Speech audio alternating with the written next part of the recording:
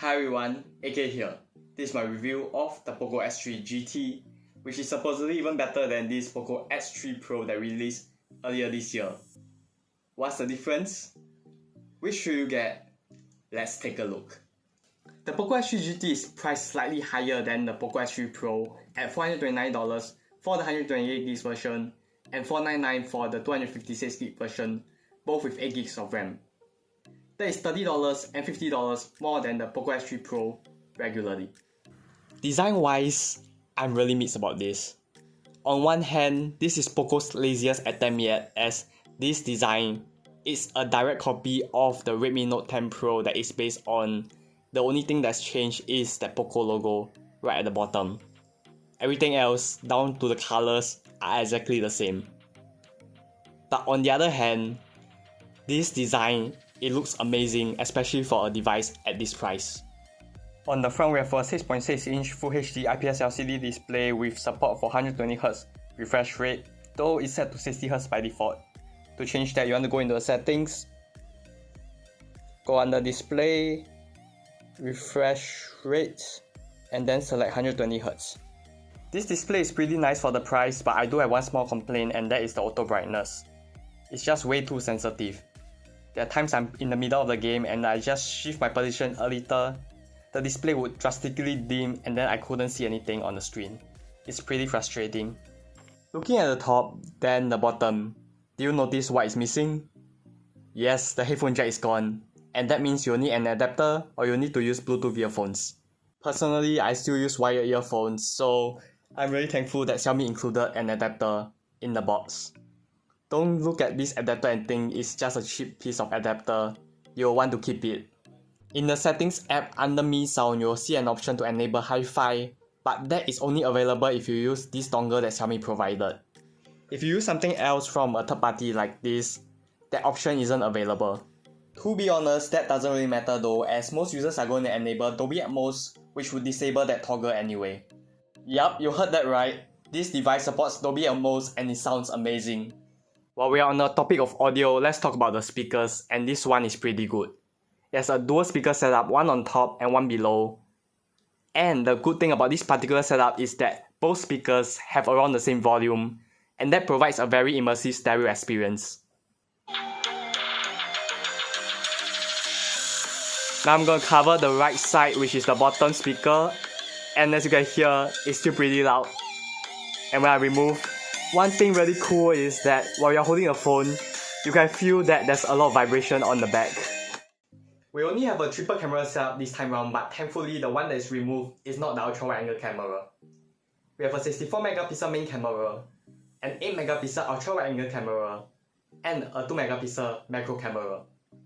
No thanks to a KTV cluster, I'm unable to test these cameras extensively, but thankfully I managed to snap a couple of shots and a couple of videos during the grand opening of the Mi Home at North Point. So here they are.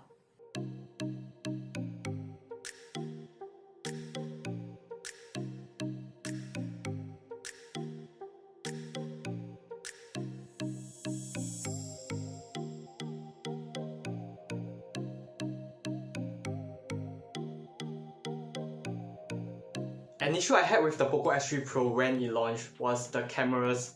It's just unnatural when you turn on the AI mode. It seems like Xiaomi listened and this has been fixed on the POCO X3 GT.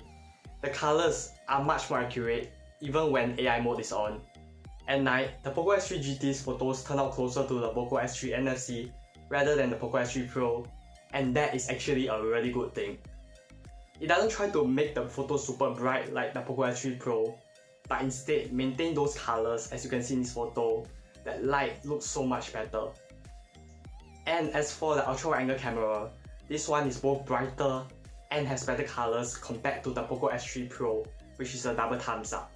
And as for that night mode, it doesn't seem to do a lot. It does make pictures slightly brighter, but at the expense of introducing a lot of noise. POCO devices are known to offer superb performance for the price, and this device is no exception. It's powered by the MediaTek Dimensity 1100 processor. It seems to perform quite well and pretty comparable to the A60 on the S3 Pro. We're about 5 minutes into the recording and this this device is still pretty acceptable in terms of thermal. Like the heat is mainly concentrated near the camera area, as you can see. And just to show you, I'm on the highest graphics setting. Graphics, highest. This is the end of day 1 of battery tests. I've spent hours listening to music today. It's pretty insane, and right now we still have 75% battery left. It's the start of the second day and we are at 71% battery, so that went down by about 4% during the nights. We are now at 70% battery. Let's play some games. Okay, so right now after that one game, we are down to 68% battery, which means that took around 2% battery. It's now 9:48 p.m. and the battery is down to 25%. Today has been a pretty intensive day. I've played quite a few games and then also watched some YouTube. It is the morning of the third day and we are down to 11% battery right now, and I believe this will be able to last us for another hour or so. We are down to 2% battery, and let's just see the battery usage right now. Screen on time has been 4 hours 56 minutes. As you can see, it took a lot of the battery. This thing lasted me for close to, it's about 2 days plus. With heavier usage, then of course this will probably last you about 1 day or so.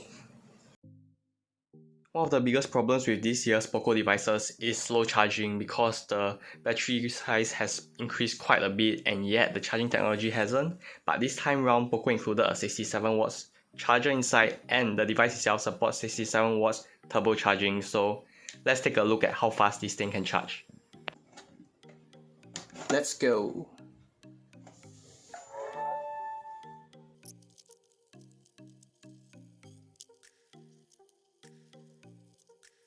Five minutes in and we are at 22% battery.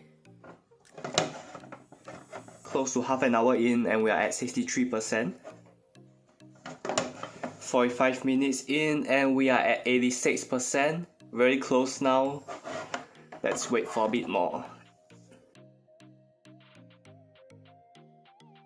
And finally, close to 57 minutes in, we have a fully charged device. It didn't really overheat during charging. There is some heat on the charger, but it's not that bad. So overall, this is a huge improvement over previous POCO X3 series devices. Software wise, this thing runs MIUI 12.5 on top of Android 11 out of the box, and it's still MIUI for POCO. Everything you like about it, everything you dislike about it is still here. So, POCO X3 GT or S3 Pro? It depends. If you are only after that performance, then I would say go for the S3 Pro. Not only is it $30 cheaper, the performance between these two devices is pretty similar. I can't really tell the difference, and this is Snapdragon.